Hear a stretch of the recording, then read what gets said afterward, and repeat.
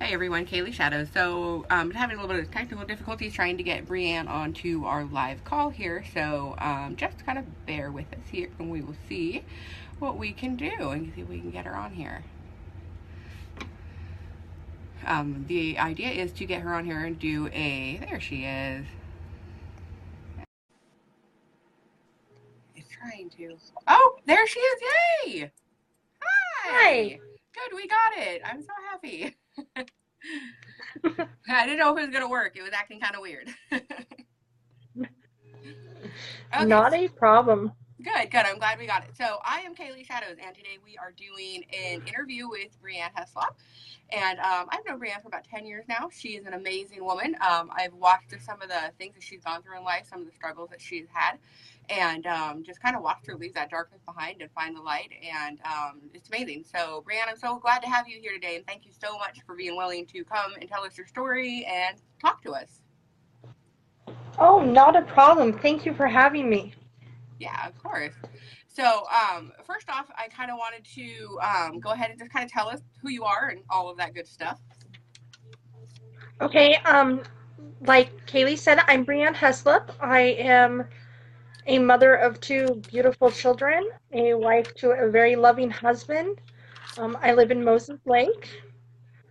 Um, we live out in the country. I am also an educator working with special needs children. Um, that's that's my life. That's who I am. That's what I do. And that is amazing. For those of you who are not aware, when she says she's from Moses Lake, so we all live in like these little small towns here in Washington State. We're kind of just in the middle of everywhere, and so that is so. Those of you who are kind of like, I don't know what this Moses Lake thing is she's talking about. That's where we're at. Um, hi, Shawnee. It looks like we have somebody on here. Thank you so much for joining us today. We're kind of running right on time, so this worked out really well. So I'm super excited about that. So the idea that we wanted to kind of come today is to talk about kind of like suicide prevention and some things to help with that and stuff like that. Brianne's going to tell us her story on this. In those of you who are still kind of coming to this and new to who I am, like I said, I'm Kaylee Shadows. I am an author and a relationship specialist. I started a business called Shiny Relationships.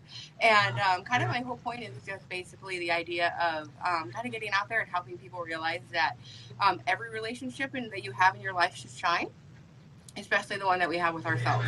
That is the most important relationship that we can have is the one we have with ourselves, and we should love ourselves. So that's kind of where this all started. And a few months ago, I was asked to speak at an event up in Spokane, and basically it was a kind of like an anti-bully, like suicide awareness type of event, and which at first was kind of different, just because of the fact that everything I talk about is usually very positive and shining and everything, and this obviously is not a positive topic.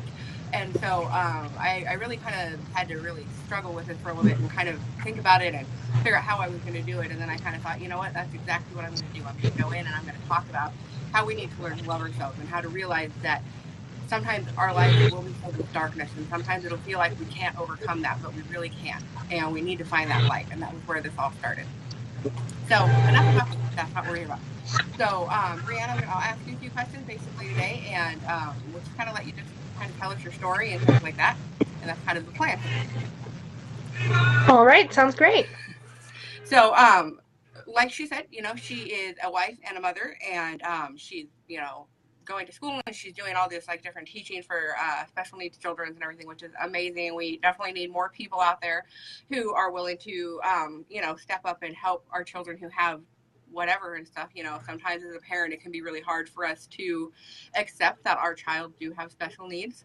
And, like almost like we feel like we've done something wrong as a parent, and not all parents feel like that, but some of us will. If something happens to our child, we kind of instantly go to, oh, could I have prevented this? Is this my fault? And so having these amazing people such as Brianne who can come in and actually help us with that and stuff, that's truly amazing. So you are a blessing, really, you are.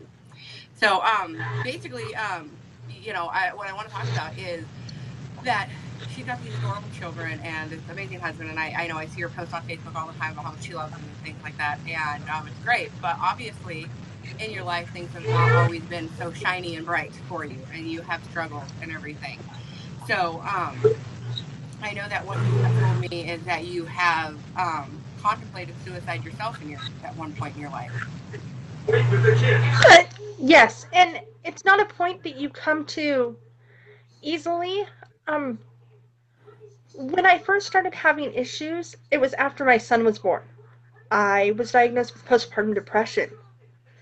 And postpartum depression, if you've never felt it, never known it, it it's very difficult. You have this new baby and you have all these expectations of this new baby. You're supposed to be this happy mom, you're supposed to be this wonderful thing to this baby, you know.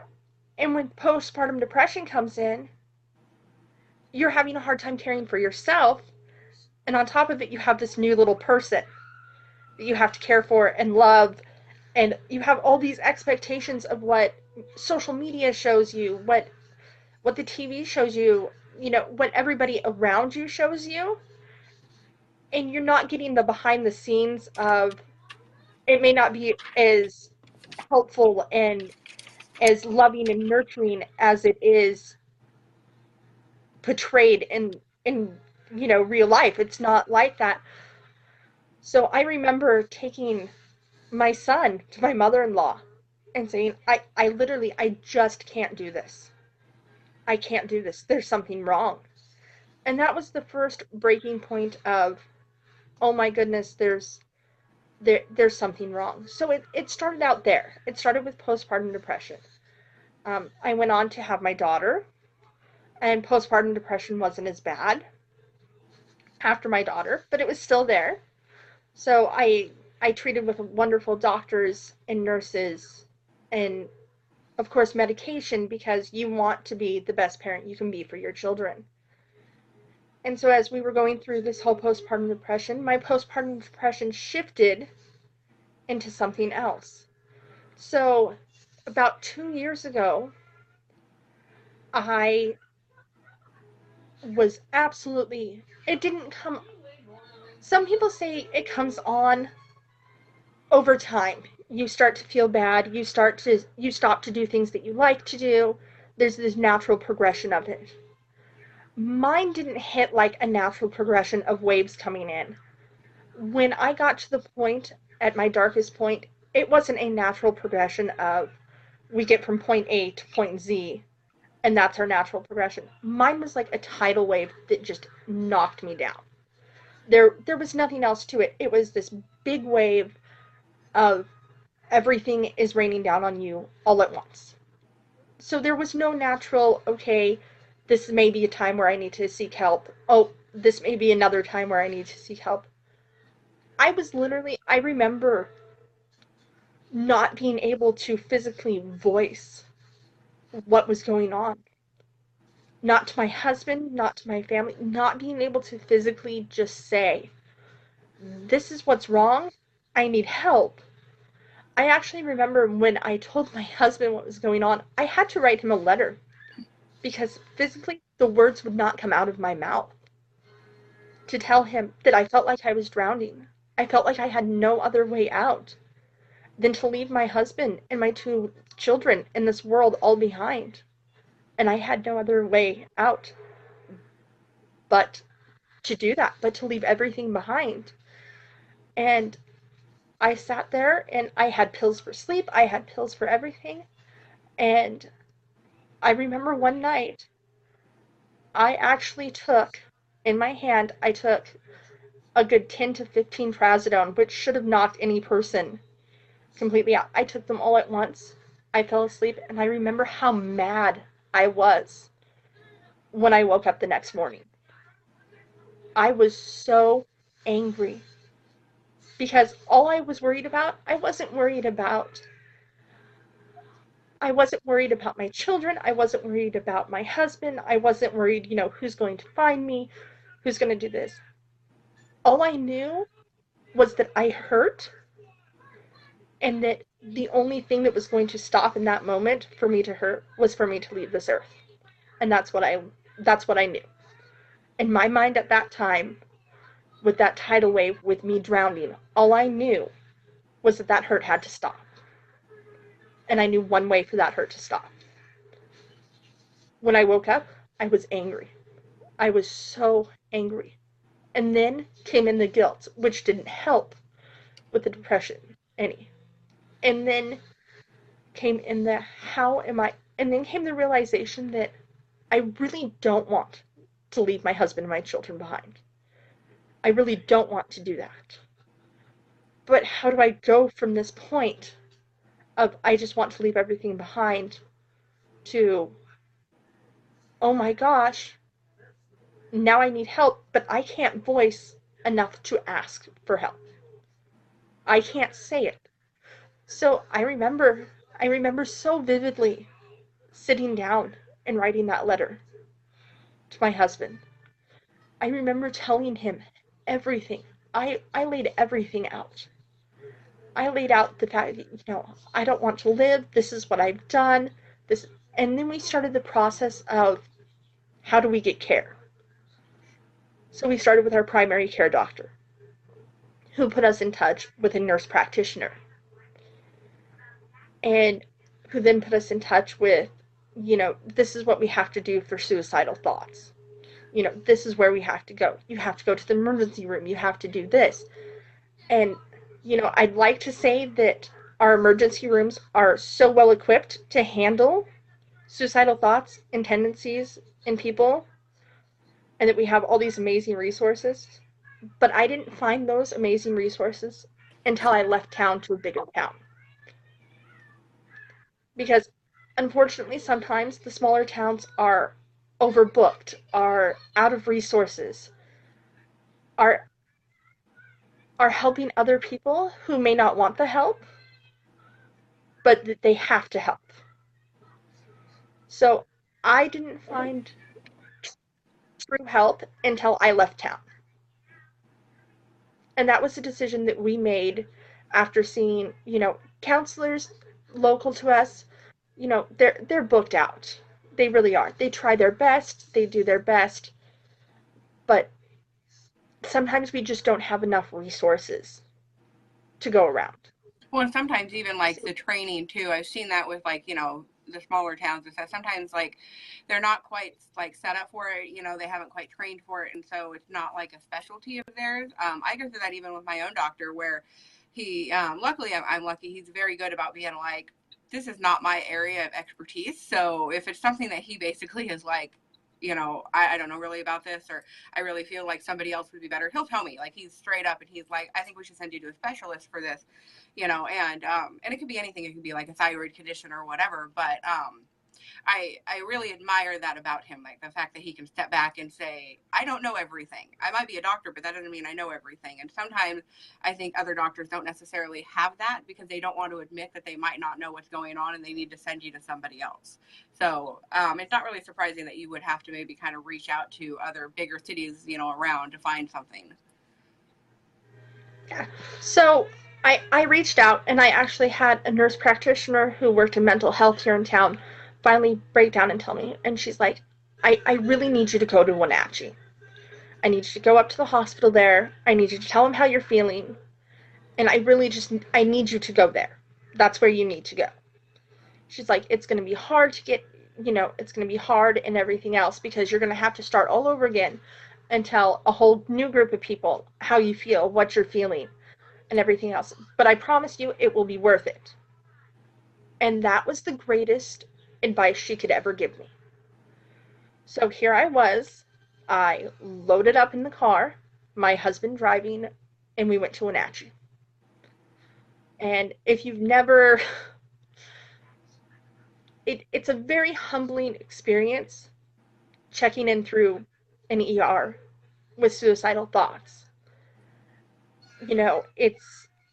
It's hard, and you go through a process, and they check you in. You're put in a room where the door is open, a nurse is watching you, and everything else because their primary concern is that you're not going to hurt yourself. Right. And that's their primary concern. It seems very invasive. It seems like an invasion of your privacy.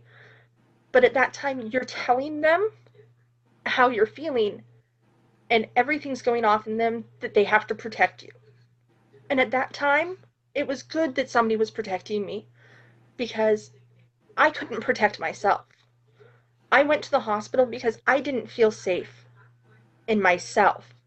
I didn't feel safe being at home, and and it's taxing on a family.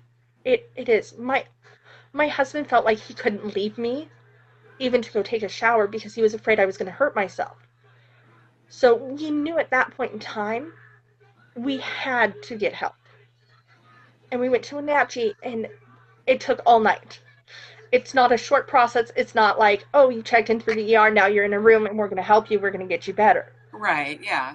It, it is a process that's filled with mental health counselors, crisis assessments, and everything else. And then to get you into a unit or to a bed, they need to know, they need to know what they're dealing with.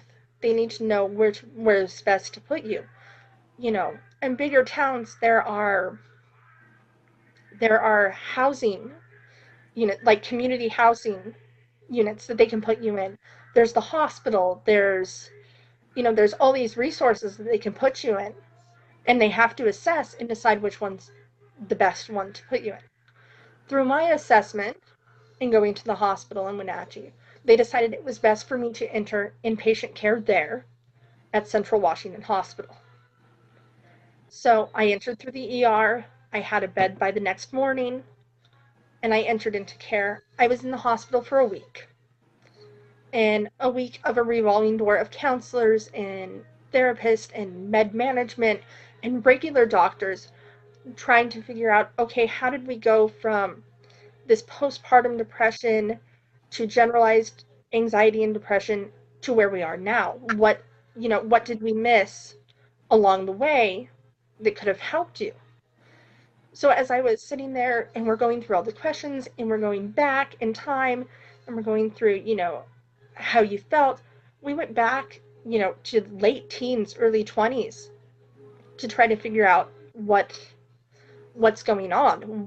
What did we miss? Did we miss maybe something that was not related?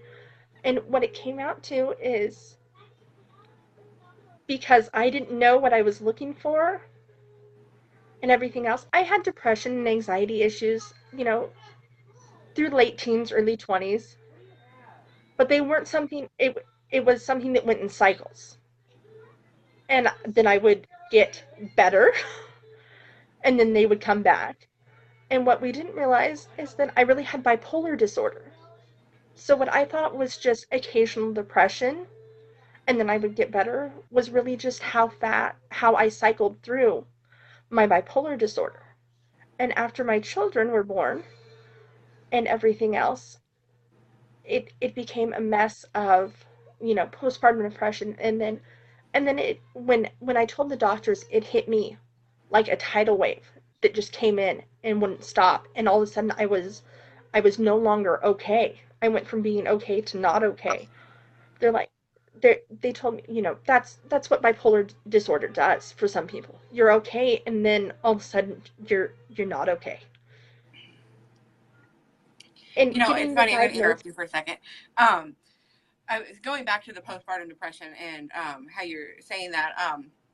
It's kind of funny because I've talked to other women who have gone through the same thing where they've literally never had any depression in their life, and they find out they're pregnant and everything. They're super excited and stuff, and then the baby's born, and then all of a sudden they're just sad, and they can't understand it. They have this brand new baby, and they, just like you said, they feel like this is the greatest time of my life, and everything is so wonderful. Why am I so unhappy? And a lot of women do suffer from that, even if they've never struggled with depression in their life. Sometimes that can just kind of come on after having a baby. And I think that I think it needs to be kind of told a little bit more. I remember, I had my first son, no, 18 years ago, but when I had him, it wasn't even talked about. Like, nobody said anything, like, this is something you could, struggle with or anything. And I think I might have struggled with a little bit of it, not realizing it, because nobody had said anything to me like, this is something. And it wasn't until I think my son was about 6 months old that I actually had a friend who was like, you might have some postpartum depression. And I was like, what's that? And it was nice to have somebody kind of point it out and say, hey. Now, granted, by the time I had my twins, 10 years later, it was a lot more open. And so I think it's one of those things that people should let moms especially, especially expecting moms who are coming up, like you might struggle from this, and it's okay to seek help during that. So I admire you for realizing that there was an issue and going to your mother-in-law and being like, this isn't working for me, I need help, and being able to get that, because it is something that a lot of women will struggle with, and it's not something they expect to struggle with. So do you think that you ever struggled like with depression before your pregnancy? Oh, I'm sure I did. In one way or another, I know that I struggled with depression before then. You know, but my whole thing was I talked myself out of the depression diagnosis in one way or another. Oh, it's situational. It's where my life is right now. Right. It's I've been through this, I've been through that, you know, because I would always come out of it. Right. You kind of So it was justify never it something like, that this is why I was going through this, because this happened or whatever. exactly. So I always had a justifying reason for, you know, for the depression. Oh, you know, a family member just passed away. Oh, I just went through a divorce. Oh, this just happened. Or that just happened.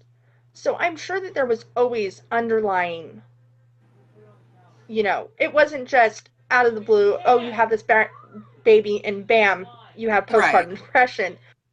And so no, there was always underlying issues there, but you if you're not ready to face those issues, you excuse them. Yeah. I was thinking about how you said about your husband, how it got to that point where he was, when you finally were able to tell him what you had attempted to do and everything, and which, it's kind of that thing where, I've heard a lot of people say this, especially when it comes to suicide. I have a friend, like one of my best friends, who killed himself, quite a few years ago now, and it was, and in his suicide note, what he only wrote like one line, and it said, "I'm sorry, I'm such a disappointment to everyone." And for all of us around him, we thought, what? You like, what do you mean a disappointment? Like, to us, we were like, you were this great, amazing guy, you're funny, you make us laugh, we're just so wonderful to have you in our lives. But in his mind, it was completely different. And I hear a lot of people say, oh, suicide is selfish and things like that, and I've always thought, how bad does life have to get for somebody to actually decide to end their life? That's not a selfish thing. That's like, this person has really, really hit rock bottom, where they think that there is absolutely no way things are ever going to get better. And I think, in the case, like in if your attempt had been successful, now, thank God it wasn't, but if it had been, you know, you have to think, like with your husband and your kids and all of that, the stuff that they wouldn't have known. They would have had absolutely no clue. Your husband would have been like, I didn't know she was even upset, or he might have noticed, obviously, because he's your husband, he probably noticed you were a little, a little moody, a little sad here and there, but obviously not to the, extreme that it had gotten. And so now, luckily, you were not successful, and you woke up the next morning. And like you said, first you were mad and everything, but also there was that part that was a little bit relieved, because it was that thing where, like, okay, I'm still here. I'm meant to be here. So then it's time to get help, and going to your husband, and which, definitely commend your husband here for everything, for being there, and standing by you and everything, and stuff. You've got yourself a really, amazing man there who, is willing and able and just loving to be able to stand by your side and everything like that, and to get you help. Um, and I can understand that fear where you said, like, he was afraid to even go take a shower because he was like, what if she goes and does something while I'm away from her, but that's a lot of pressure for one person, and so for you to be able to actually go and get help like that is really amazing, because I know what I hear a lot of people say is that when it comes to them getting to that point of depression and asking for help, the first thing they're afraid of is, if I tell somebody I'm thinking about suicide, then they think, oh, they're going to lock me up and throw away the key, and I will nobody, and it's that first initial, like, they get scared. And I think sometimes it's not realizing how many actual resources there are out there. And it's kind of like you said, once you were able to get in there and have this amazing nurse who could help you go to the right place and get help, they were able to say, we're not going to lock you up and throw away the key. This isn't, you're not crazy. You just need help, and then be able to show you all of these resources that are out there. And I think that I think that needs to be kind of, put out there more. There needs to be more resources that are people are aware of, because people struggle all the time with depression, and it can get really dark. And so being able to know like there's help out there, which is kind of the whole point of why I wanted you to be able to tell your story, is really amazing, because it is able to see that people can get through this and everything. And and then in your case, like you said, like it actually turned into where you were able to be diagnosed with something specific, where you're like, so I'm not crazy, I'm not just depressed, I'm actually bipolar. And sometimes, which in a way can be scary, but sometimes in a way that's almost like a release in itself, just because you actually know, like, this is what it is. There's actually something here that's making me feel this way. And, I can take medication or whatever I need to do to help me through this process. My ex-husband also, he was bipolar. And I remember for years of us going through the same thing of trying to find, like, thinking he was just struggling with depression and trying all these different, like, antidepressants and everything, and just nothing worked and nothing helped. And finally he was diagnosed with being bipolar, and it was like, hey, here's this, let's try this. And it was like almost overnight, like you could see the huge change once he actually knew what it was. So it's nice to actually be able to pinpoint what it was that was causing this all along, you know. Yeah. So was that the only time that you ever attempted to do that? That was my only attempt. Um, Earlier this year, I was put back into the hospital. Um, I my meds were off, and anybody who is struggling with depression, bipolar, when your meds are off, things are not happy. Right. And so I started having suicidal thoughts, but this time, instead of acting on them, I knew to ask for help right away. So once again, asked for help, told my doctors what was going on, explained to them what I was feeling, and my doctor is amazing here in town. He flat out told me, I'm not equipped to handle this. I need you to go to Spokane. I I need you to go to Spokane. I need you to, let's check in. Let's see what's going on. And when I asked for help, and there's still always in the back of your mind when you're asking for help, there's still that, am I going to get help? What are people going to think of me?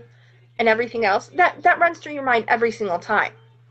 It's not just oh, I know that that I'm going to go and get help, and then the next time I need help, I'm not going to question, Right. whether I'm doing the right thing, or anything else, because you always have that, because here I am, I'm sitting here, I have a job that I love, I have a family that I love, I have wonderful friends and everything else, and here I am sitting here with these feelings once again. I'm taking my medication, I'm doing what I'm supposed to be doing, and everything else, and all of that, and so you think that you shouldn't have all these feelings, and these feelings come back, and you go through the same thing.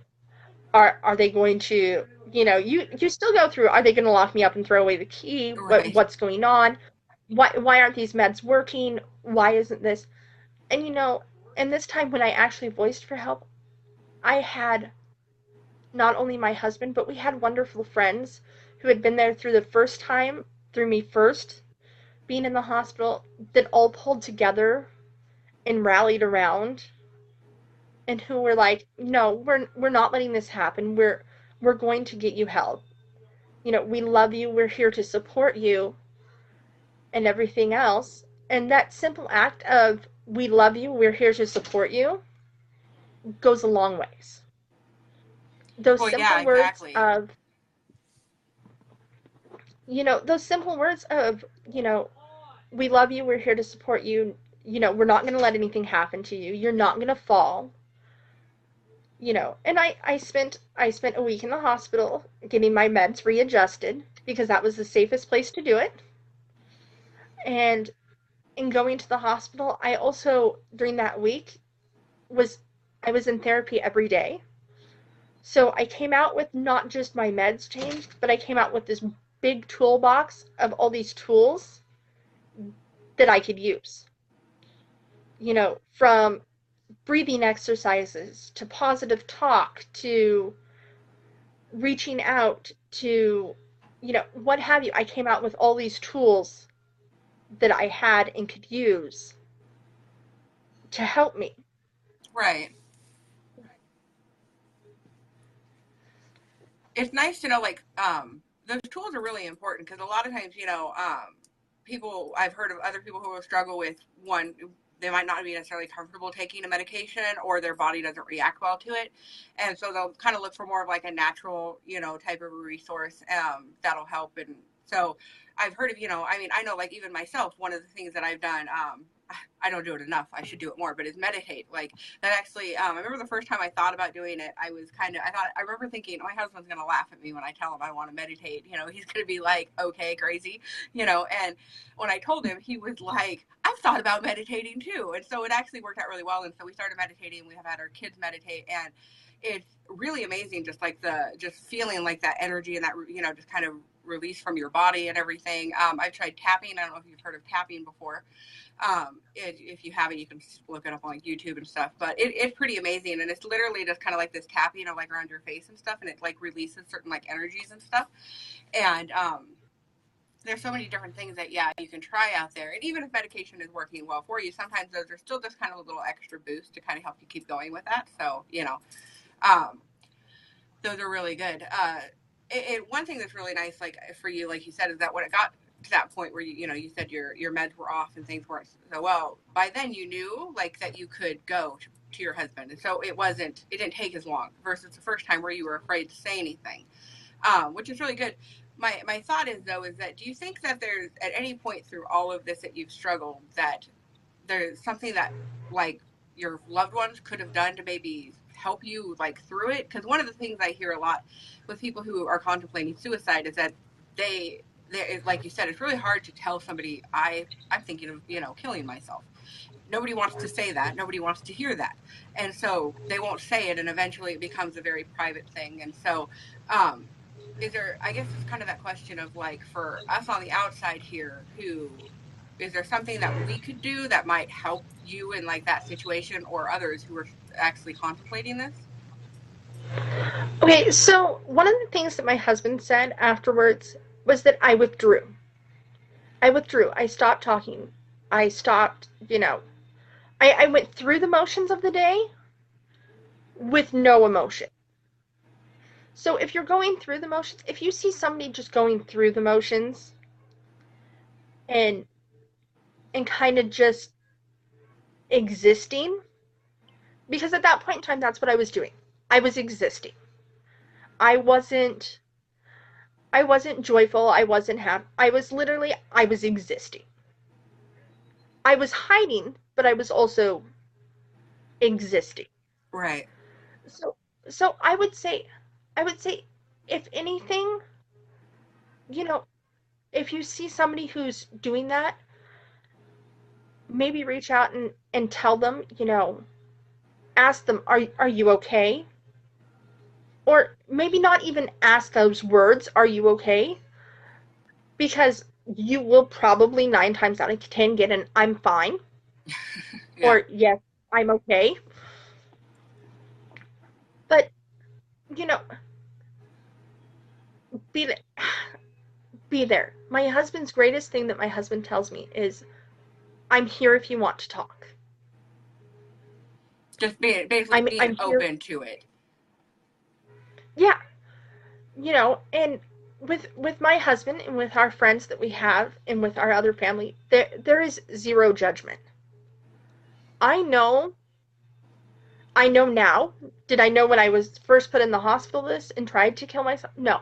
I know now that at any given time I can pick up my phone or I can walk out to my living room or go across the street to my in-laws and say, I'm having a problem. There's something going on here and I need help. And I know that there's not going to be just a minute, give me, it's going to be, okay, what do you need? What do we need to do to help you? But I think the hardest part is when you're in that moment, though, of I have a plan, I have action behind that plan. This is my plan, this is how I'm going to do that. You're not reaching out for help. And if you would have asked my husband if he ever thought that I was going to kill myself, he would tell you no. He would. He would tell you no.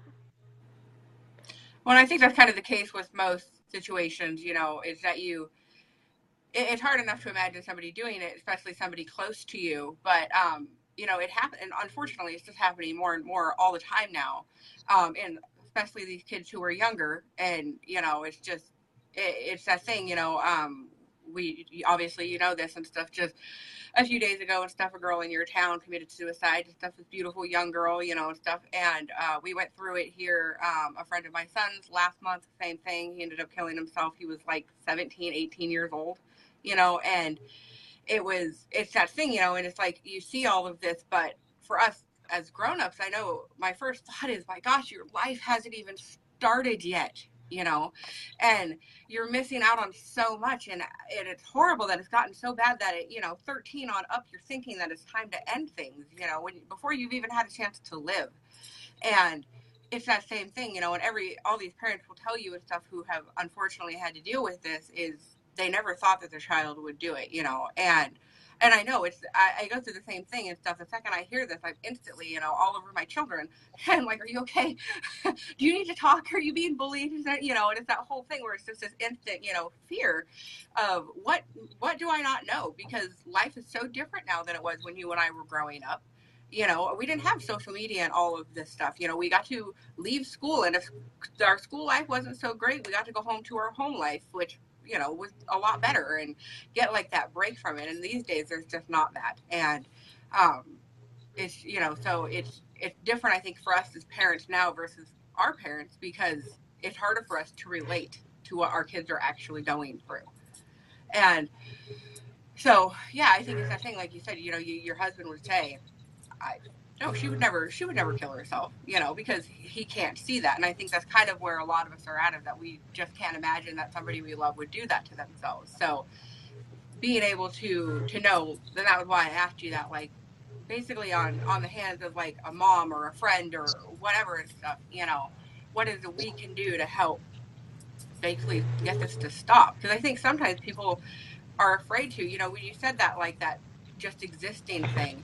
I have a friend like that who that's just her life, is she exists, And now granted, I know she suffers from depression, but with you saying that, it literally made me think, I wonder if she's ever actually contemplated this and I'm completely unaware. I think that maybe that's the case sometimes, is that we're just unaware of what's going on around us. Mm-hmm. And and people who are suffering with these feelings are are unfortunately really good at hiding them, because there is such a stigmatism on mental health, suicidal thoughts, and everything else. There is such a stigmatism on that of, oh, if you're on meds, you're crazy. Oh, if you're this, you're crazy. Right. You're there's all these things of why people don't go and seek help. Oh, well, I don't want somebody to, tell me I'm crazy. There's jokes out there of, oh, she's off her crazy meds, and stuff like that. So here we are as a group of people, and we're taking the most, in my opinion, the most fragile people, which are people with mental health issues, and we're poking fun at it and everything else. I Right. I remember I remember such a horrifying situation. I actually went up to our local hospital here in town with suicidal thoughts because we couldn't get me to a bigger space. And I remember sitting in there and everything else, door wide open, and I could hear the nurses making jokes about it out in the nurses Wow. area. And I remember thinking, you know, I, for one, in that moment, you are, oh my goodness, here's these, I was absolutely crushed in that moment. And now later, as I look back on it, here are these people who are supposed to be healthcare professionals, making jokes about it. And if you're making jokes about it and your patient can hear you, whether you think they can hear you or not, the fact of the matter is, I heard you. You're making jokes about it. What are you going to do to somebody who's even more emotionally fragile than I was at that time? Right. And everything else. You're putting even more of a stigma on it that, you know, people can't get help. People, and here I was doing what my doctors were telling me to do. I was seeking help. I was going through, from step A to step Z to get help, and you were one of my steps. You're out in your nurse's area making jokes about it, which is in no way right or kind or Professional, anything yeah. else, you know. And I think that as a whole community, we have to come together and realize that our mental health, our people suffering with mental health issues are the most fragile. You don't get to you don't get to the point of I'm going to kill myself without suffering, mental health issues, you know, without suffering a blow to your psyche. You don't get to that point. Whether it be mental health issues, whether it be depression, whether it be severe bullying, whatever it is, you don't get to that point without suffering one of those, psychological things happening. Right.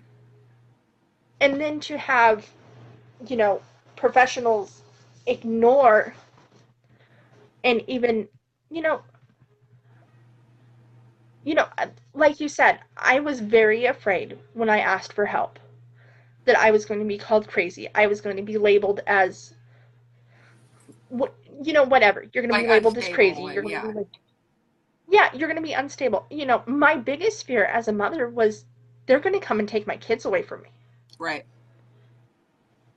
That, honestly, that was my biggest fear as a mother. They're going to take my children away from me. They're going to think that I cannot have my children, which is not the case at all. When you ask for help, they realize you want to get help.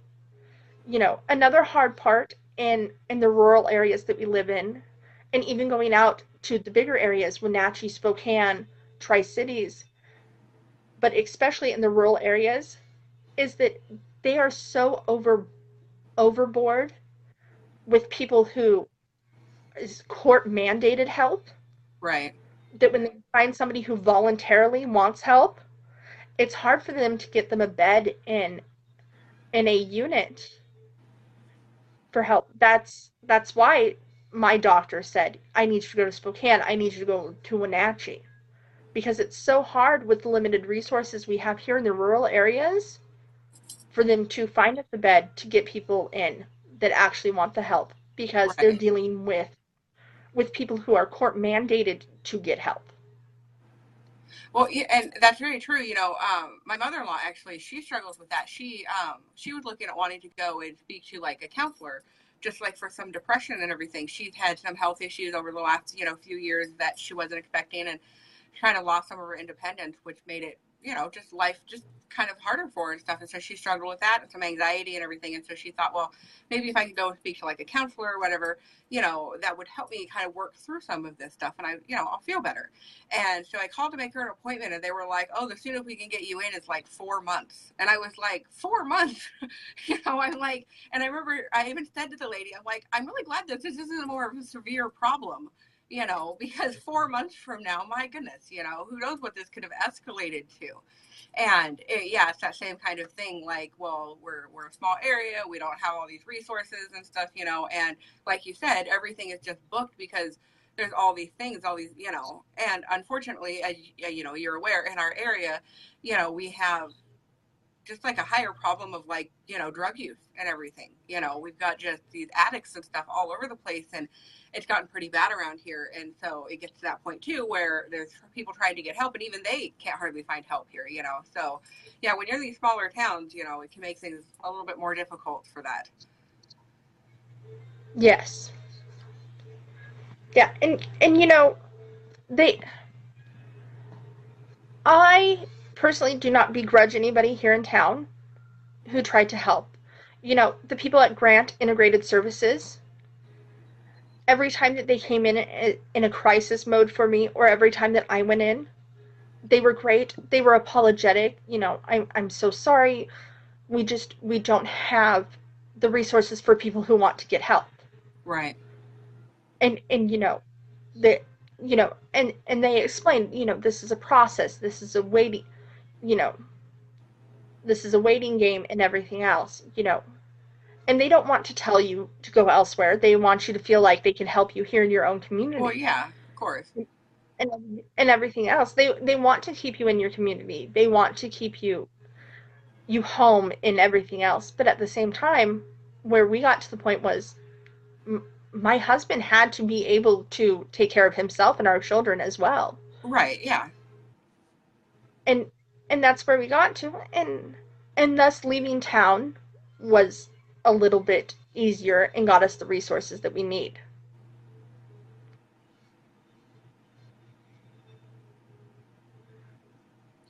We just got a comment here. It says from Tony Brandy. The community lacks in so many resources. Yeah, I agree. It's kind of what you're saying. Yeah, living here where we are, it's like crazy. I mean, I'm a 40 miles from you guys over there in Moses Lake, so I even have less resources. I mean, I go anywhere here and they instantly are like, go to Moses Lake, you know, and you guys are over there going, we don't hardly have anything either. So it's understandable. Yeah. And it Yeah. makes it hard for yeah, all of these people who are really struggling, and yeah, and it's just kind of trying to bring everything together. So yeah, so Brian, thank you so much for telling us your story and everything. And it's it's very brave of you to be able to come out like this and say, hey, you know what, I've gone through this, and this is I've struggled from different times of depression in my life, like you said, of certain things, from divorce to my friend who killed himself. I lost my brother about 14 years ago, and I just within the last couple of years I lost like three aunts and an uncle. And I mean, it's just there are times in life that things just seem like they're just horrible and they're so dark. And um it's hard to sometimes find anything positive when you're dealing with those times. And that's one of the biggest questions people always ask me. How do you expect me to be positive when I just went through this huge crisis? And it's that thing. I don't expect you to be positive during a crisis. I mean, I don't expect you to sit there and smile and go, life is wonderful. My mom just died. Yeah, no, that's not going to happen. That's never going to happen, kind of thing. You know, um, unfortunately, there are times in life where things are just going to not be good and you are going to be darkness. But it's that thing of realizing that it won't always be dark, that eventually you will find that light and things will be better. And there is still so much to live for. I know it doesn't always seem like that, but there really is. And so, for any of you guys watching and all of that, if anything, if you ever feel like you need somebody to talk to, I'm here. Brianne, she's in it. We have this group on Facebook. It's Make Your Light Shine. It's you can join us there and stuff. Help spread positivity. It's a really big thing. And you'll see a lot of the negativity that we see on social media all the time. So we're trying to kind of get some more positivity out there and stuff. Because that's kind of what we need to do. We need to let other people know that they are amazing and that they are loved. And so yeah. So thank you so much, Brian, for coming and like telling us your story and everything. I greatly appreciate it. And so I will go ahead and upload this on YouTube and everything, and on my website, which is kayleeshadows.com. And did you have any final words, Bree? No, just I guess the point that I would really like to drive home is that if you feel this way, please know that you're not alone. You're not crazy. They're not going to lock you up and throw away the key. That there are people who love and care about you, and reach out, even if it's a quick message to somebody of, hey, I could really use some help right now, or I could use a friend, or, do you have a minute to talk? Anything like that is better than not reaching out at all. For sure. Oh, yeah. Thank you again so much. Thank you. All right. Bye. Bye.